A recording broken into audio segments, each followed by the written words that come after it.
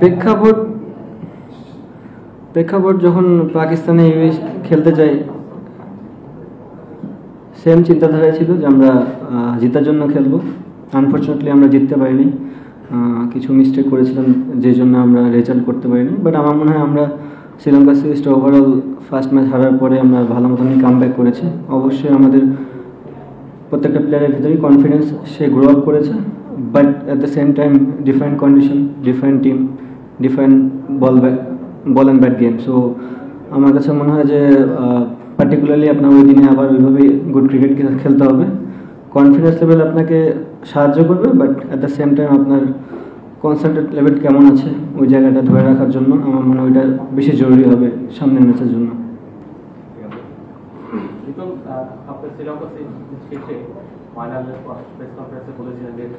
এখানে বৃষ্টি হচ্ছে, এই উইকেটগুলিতে একটা মাটির নিচে পানি থাকবে, তো সবকিছু মিলিয়ে যেটা মিরপুরের একটা যে একটা এরকম যে ক্রিকেটটা খেলেছেন আপনার শ্রীলঙ্কা সেরকম নাও হতে পারে।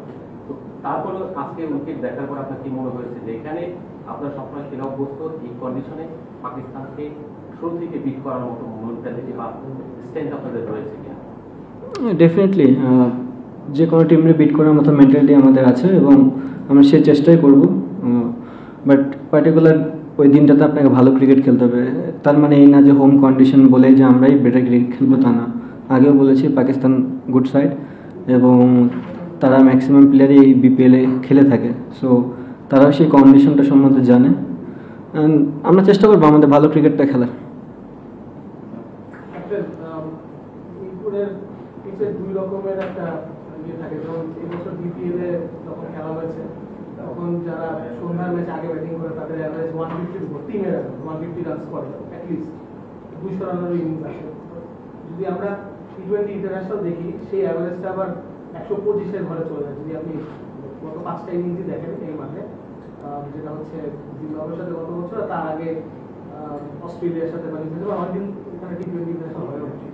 তো আপনি আজকে অনেকক্ষণ যাবত পিচ দেখেন, কি মনে হচ্ছে যে এটাকে আমরা বিপিএল এর মতন একটা উইকেট পেতে যাচ্ছি, নাকি বৃষ্টির কারণে ডিফিকাল্ট হবে পিচটাকে বিট করা? এখানে দুইটা ফ্যাক্ট যেটা আমার কাছে মনে হয় আমার ক্রিকেটের অভিজ্ঞতা থেকে। আমরা যখন বিপিএলটা খেলি একটা ইনিংস থাকে যেটা ডিউ পড়ার চান্স বেশি থাকে। সো এটা আপনারাও জানেন, যখন ডিউ পড়ে তখন ব্যাটিং করাটা ইজি হয়।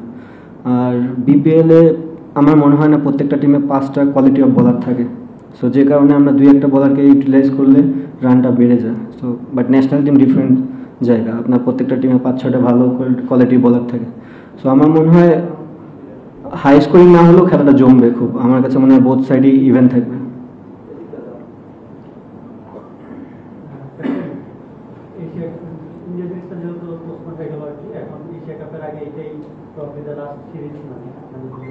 এই সিরিজটাতে দুটো ব্যাপার থাকতে পারে। একটা হচ্ছে যে আপনারা সেটেল একটা টিম সেটাই খেলাবেন, আপনাদের কমিশনটা ধরে রাখবেন। আরেকটা হচ্ছে যে একাদশে নতুন কিছু ট্রাই করবেন কিনা, যে আরেকটু অপশন আপনারা বাড়ানোর জন্য একটু দেখবেন কিনা, না আপনারা ফিক্স থাকবেন যেটা আপনারা করে আসবেন।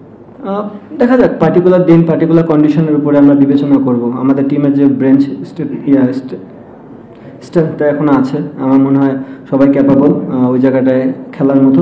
এবং আমরা ম্যান ম্যানেজমেন্ট ডিপেন্ড করবো যে কোন সময় কাকে খেলানো যায়, এবং আমরা চেষ্টা করবো এভাবে খেলানোর।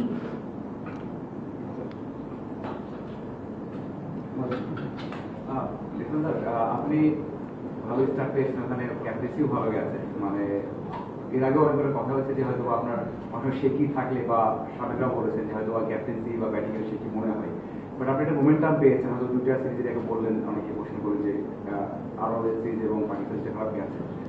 এই লিটন দাস মানে সামনে এশিয়ান গেম, এশিয়া কাপ হোক অথবা বিশ্বকাপ হোক, তারাই কি খুব ভালো একটা মোমেন্টাম আপনি পেলেন কিনা? কারণ দলের বড় থাকলেন, আপনি ক্যাপ্টেন, এটা খুব জরুরি ছিল কিনা? এবং আপনার এটা মানে আপনার ক্যারিয়ারের জন্য খুব ভালো হলো ক্যাপ্টেন হিসেবে ভালো হলো দলকে ক্যারি করার জন্য? না, জিনিসটা তেমন না। প্রত্যেকটা সিরিজই খুবই ইম্পর্টেন্ট। অ্যাজ এ ক্যাপ্টেন বলেন, অ্যাজ এ ব্যাটসম্যান, আমি যখন ব্যাটিংয়ে যাই তখন তো আমি ক্যাপ্টেন থাকি না, আমি ব্যাটসম্যান থাকি। সো আমার কাজ রোল হচ্ছে ব্যাটিং করা এবং ব্যাটিংয়ে রান দেওয়া প্রত্যেকটা গেমে। তাই আমার চিন্তাধারা থাকে এবং এটাই আমি যতদিন ক্রিকেট খেলবো চেষ্টা করবো, যদি আমি ক্যাপ্টেন ভবিষ্যতে থাকি এইভাবে চেষ্টা করে যাবো যে অ্যাজ এ ব্যাটসম্যানের রোলটা প্লে করার জন্য। বাট জিনিস হচ্ছে যে ফিউচার অতটা দেখাটা ঠিক না এই মুহূর্তে, because Asia cup world cup এখন অনেক দূর।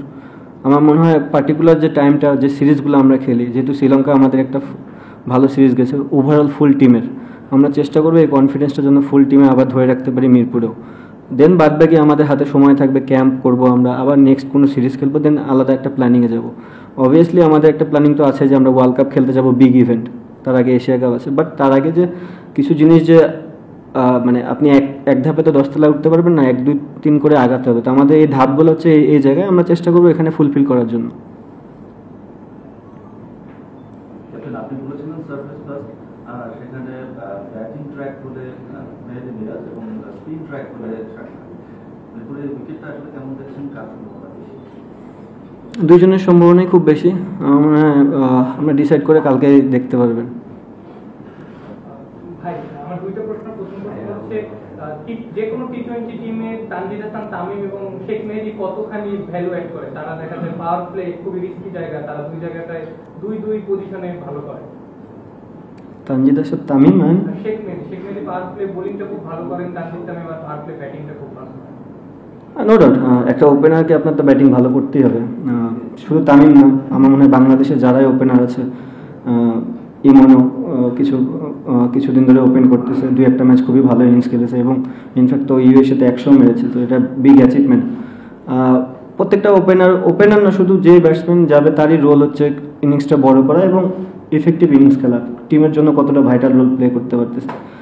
আর শেখ মেহেদীর বিষয়টা সেটা আমরা জানি যে ও কতখানি ক্যাপেবল বলার, আর এটা ও অনেক আগেও প্রুভ করেছে, এখানে কোনো কিছু প্রুভ করার নেই। বাট আমি আগেও বলেছি যে আমরা টিম কমিউনিকেশনের ব্যাটসম্যান, টিম যেটা ফার্স্ট মনে করবে যে প্লেয়ারটাকে আমাদের দরকার, আমরা তারই খেলাবো। ভাই আরেকটা ব্যাপার, 2021-এ এইখানেই অস্ট্রেলিয়া নিউজিল্যান্ডের সঙ্গে আমরা স্পিন ট্র্যাকে খেলেছিলাম, তখন অনেক ব্যাটারের টি20 ব্যাটিংটা নষ্ট হয়েছে, যেটা নিয়ে পরবর্তীতে অনেক আলোচনা হয়েছে। আমরা যতটুকু জানতে পেরেছি এখানেও ওরকম না হলেও একটা স্পিন ট্র্যাক বা কম রানের একটা উইকেট হতে পারে, সেই সংখ্যাটা আপনাদের মাথায় কাজ করছে? ফার্স্ট অফ অল আপনার সাথে আমি একমত যে অনেক প্লেয়ারেরই কেরিয়ার অনেকটা নিচু হয়ে গেছে যে ব্যাটসম্যান। আমি যদি বলার হতাম হয়তো আমার কেরিয়ারটা একটু বিল্ড আপ হতো ওখানে, ওই উইকেটে খেলে। অবভিয়াসলি বাংলাদেশ টিম ওখানে ডেভেলপ করছে, ওই সিরিজ জিতছে, এটা একটা বিশাল plus point. But at the same time ব্যাটসম্যানদের জন্য একটু খারাপ ছিল। আমার মনে হয় না এখন এই মুহূর্তে ওই জিনিসটা আবার রিপিট হবে কিনা, বাট উইকেট লুক গুড, যে একটা ইভেন্ট গেম হবে।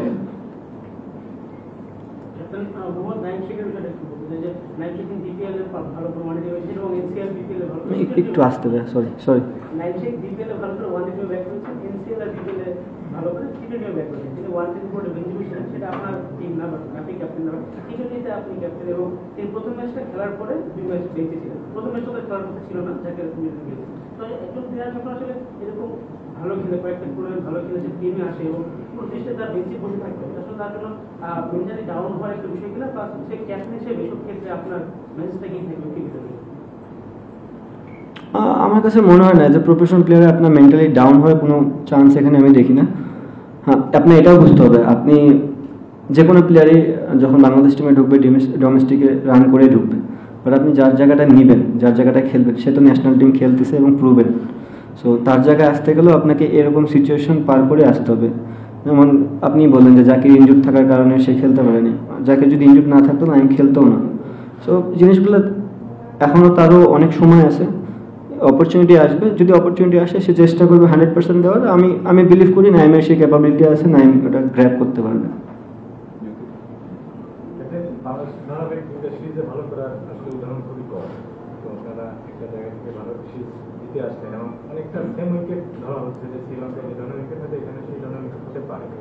আপনার একটু বেশি কনসার্ন কিনা যে এই সিরিজটা ভালো খেলতে হবে বা কীভাবে টানা 2টা সিরিজ তৈরি করা যায়? চেষ্টার তো কখনো কমতি থাকবে না, শুধু 2টা কেন, যদি ব্যাক টু ব্যাক অনেকগুলো সিরিজও হয় আমাদের একই মাইন্ডসেট থাকবে, একই গোল থাকবে, সিরিজ জিতা। বাট পার্টিকুলার ডে আমি বললাম যে আমাদের ভালো ক্রিকেটটা খেলতে হবে। শ্রীলঙ্কায় 2 দিন আগে যেটা ঘটে গেছে এটা পাস্ট। সো এখন এটা নতুন জায়গা, নতুন ভেন্যু, সব কিছু নতুনভাবে নিতে হবে, নতুন চ্যালেঞ্জ আসবে। আমরা প্রস্তুত এই চ্যালেঞ্জটা নেওয়ার জন্য এবং দেখি কি হয়। ক্যাপ্টেন, পাকিস্তান টিমের হয়ে যারা এখানে আসছে প্রায় 8 থেকে 9 জন আছে যারা বিপিএল খেলে, তারা এই কন্ডিশনটার সাথে অনেক পরিচিত। পাকিস্তান টিমের হয়ে তারা যখন খেলবে তারা হয়তো আপনাদের কাছে অপরিচিত, কিন্তু ইন্ডিভিজুয়ালি আবার তারা আপনাদের কাছে পরিচিত।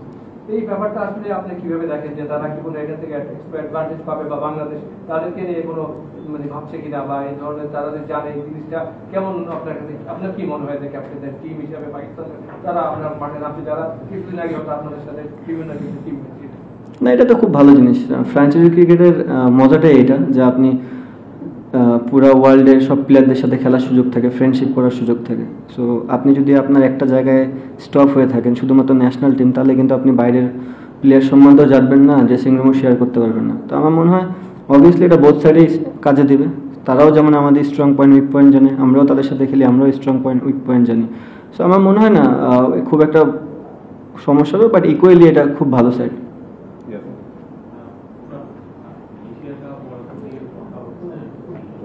আমরা তো 15 জনের একটা কোর স্কোয়াড এখানে আছে, বাইরে কি এমন কোনো প্লেয়ার আছে যাকে আপনি মনে করেন আপনার এই স্কোয়াডে অ্যাড করা যেতে পারে?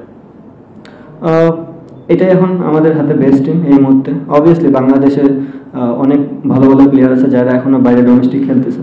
সো যদি প্রয়োজন পড়ে অবশ্যই এই টিমে তারা আসতে পারবে। নাম কি বলা যেতে পারে, মানে যেটা মাথায় অনেক প্লেয়ার এত নাম বলতে গেলে ভুলে যাবো। পাকিস্তানের এর আগের প্রেস কনফারেন্সে বলছিলেন যে বাংলাদেশ তাদেরকে 9 বছর ধরে হারাতে পারে, এবং লাস্টের দিকে ছিল 2016 সালে বাংলাদেশ 9 বছর পরে বাংলাদেশ যখন আরেকটা সিরিজে মুখোমুখি পাকিস্তান, তখন বাংলাদেশের একটা আত্মবিশ্বাস আছে শ্রীলঙ্কাকে হারিয়ে এখানে আসা, তবে পাকিস্তানের অধিনায়ক একটা প্রচ্ছন্ন চ্যালেঞ্জ জানিয়ে দিয়ে গেলেন। সেই ক্ষেত্রে আপনারা কতটা আত্মবিশ্বাসী যে সেটা ব্রেকডাউন করতে পারবেন? আমি আগেও বললাম ভাইয়া যে আমাদের বেস্ট ক্রিকেটটা খেলতে হবে। হ্যাঁ, সব কিছু তৈরি হয় হিস্ট্রি হওয়ার জন্য, বাট রেকর্ড কিন্তু ব্রেকও হয়। সো আমরা যদি ভালো ক্রিকেট খেলি রেকর্ড ব্রেক হতে সময় লাগবে না, বাট ওই রেকর্ডের চিন্তা না করে আমরা কি করতে পারি, আমাদের কতখানি ক্যাপাবিলিটি আছে, কতখানি বেটার ক্রিকেট খেলতে পারি, তাহলে ওই সব জিনিসই চেঞ্জ হয়ে যাবে। মানে আপনি বললেন যে আমাদের অনেক তাতে গিয়ে বর্তমানে থাকা আপনি বললেন যে আমাদের সবচেয়ে বড় ব্যাটিং এর জায়গা থেকে আমরা প্রেজেন্টে থাকতে পারি, স্টেইং এট দ্য প্রেজেন্ট। আমরা অনেক বেশি দূর বলতে চিন্তা করি, মানে cricketing point of view, cricketing culture দিয়ে। যেমন এখন আমরা এশিয়া কাপ, ওয়ার্ল্ড কাপে কি করবো এগুলো কথা হচ্ছে, আপনারা প্রেজেন্টে থাকাটা অনেক বেশি, মানে হাউ ডু ডিসক্রাইব দিস? প্রেজেন্টে তো আমি আছি, আপনারা নেই। আমি তো প্রেজেন্টের মধ্যে খাড়া আছি। আপনারা যদি আমাকে প্রেজেন্ট নিয়ে প্রশ্ন করেন আমি প্রেজেন্ট নিয়ে অ্যান্সার দেবো। আপনার পুরো দলের প্রেজেন্ট কি আছে? হ্যাঁ, এখন প্রেজেন্টই আছে। সামনে যেহেতু নেক্সট আগামীকালকে খেলা, তো ভবিষ্যৎ চিন্তা করবো কি বলবো, 6 মাস পরে কি হবে। আমরা শ্রীলঙ্কা দেখতে পাচ্ছিলাম দুটা ম্যাচে, যখন মাঝখানে আমরা যখন ইনিংস বিল্ড আপ করছিলাম তখন মাঝখানে একটু স্লো রান রেটে আমরা রান আনতেছিলাম। তো ওই সময়টা মনে হচ্ছিল যে পেছনে যারা ব্যাটিং করবেন, শামীম পাটোয়ারি কিংবা জাকেরা যখন ব্যাটিং করবেন, তাদেরকে সিচুয়েশন ডিমান্ড করতেছিল ওই সময়গুলোতে। তো মনে হয় কিনা যে যে বেশি ছন্দে আছে বা যে বেশি ফর্মে আছে তার মিডল আসলে একটু বেশি সময় থাকা উচিত, লাইক শামীম পাটোয়ারি যে আসলে শুরু থেকে মারতে পারে। শামীমের মানে ব্যাটিং অর্ডারটা একটু আগানো যায় কিনা? আমার মনে হয় এটা ডিপেন্ড করবে গেম সিচুয়েশনের উপরে। আমরা জানি সামনের ক্যাপাবিলিটি কেমন, সে কি করতে পারে। তো এটার বেস্ট মনে হয় আমরাই জাজ করতে পারবো যে তারা কোন সময় ব্যাটিং দিলে ভালো হবে। আমার এক্সাক্ট কোশ্চেনটা ছিল শামীম কি মিরাজের বা ওই জায়গায় কি আগে আসতে বললে তো অনেক কিছুই করা যায়। আমি ঋষাদ্র উপরে ওপেন পাঠাই দেবো, পাঠাতে তো অনেকজনেরই পারবো, বাট পার্টিকুলারলি যে জায়গায় প্লেয়ার সেখানে খেলাটা ভালো। ক্যাপ্টেন, দেখলাম এখানে আসার আগে গামিনীর সঙ্গে অনেক সময় উইকেট দেখলেন, উইকেটটা আসলে কালকে ম্যাচে পার্টিকুলার কেমন দেখলেন? আসলে উইকেট ভালোই দেখলাম, মজা করলাম ভাই। আমি তো জাস্ট নর্মাল অ্যান্সার দিছি। না, আমার কাছে মনে হচ্ছে ভালো উইকেট হবে, আর ব্যাটিং বোলিং দুই সাইডেই থাকবে আর কি। এই প্রসঙ্গে আসছিলাম আর কি, যে আমাদের এখানে ইন্টারন্যাশনাল টি20 যখন খেলা হয় তখন দেখা যায় আমরা একটা ফেভার নেওয়ার জন্য উইকেটটাকে একরকম ভাবে প্রিপেয়ার করি, লাইক অস্ট্রেলিয়া নিউজিল্যান্ডের সঙ্গে যে উইকেটগুলো ছিল। আবার টি20 টুর্নামেন্ট লাইক বিপিএল বা অন্য টুর্নামেন্ট যখন হয় তখন দেখা যায় উইকেটটা একটু ডিফারেন্ট থাকে।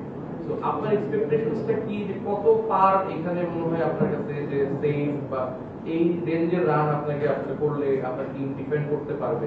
কাইন্ডলি একটা মানে নাম্বার। ভাইয়া দেখেন এই মুহূর্তে জিনিসটা খুবই চ্যালেঞ্জিং যারা উইকেট বানাচ্ছে তাদের জন্য। ওয়েদারের হাতে তো আমাদের কারো কন্ট্রোল নেই। আপনি যদি দেখেন লাস্ট 3-4 দিন ধরে টানা বৃষ্টি হয়েছে, সো যে মানুষটা পরিশ্রম করে উইকেট আপনাকে রেডি করে দিবে সেই মানুষটার হাতে ওই সময়টা ছিল না যে প্রিপেয়ার করবে। সো এই মুহূর্তে আমাদের আসলে উইকেট নিয়ে ভাবার কিছু নাই। উইকেট পাকিস্তানের জন্য যা থাকবে বাংলাদেশ টিমের জন্য সেম উইকেট থাকবে। সো আমরা কতটা উইকেটটাকে রিড করে বেটার ক্রিকেট খেলতে পারি এটাই হচ্ছে বড় জিনিস। Last two questions.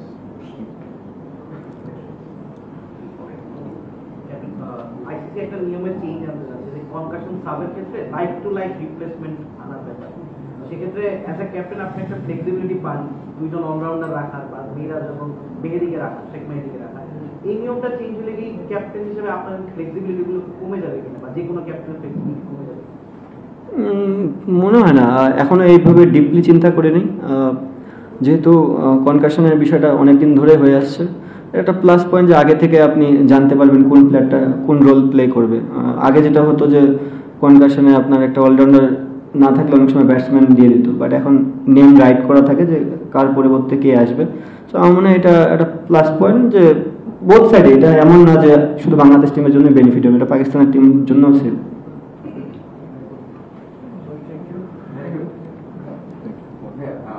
মানে পাকিস্তানি দলটা এসেছে সেখানে মানে পেসেতে স্পিনারদের কোয়ালিটি দেখা ভালো, আবার আছে সুফিয়ান একজন চায়নাম্যান স্পিনার আছে, সাথে কিছু ভালো অলরাউন্ডার আছে।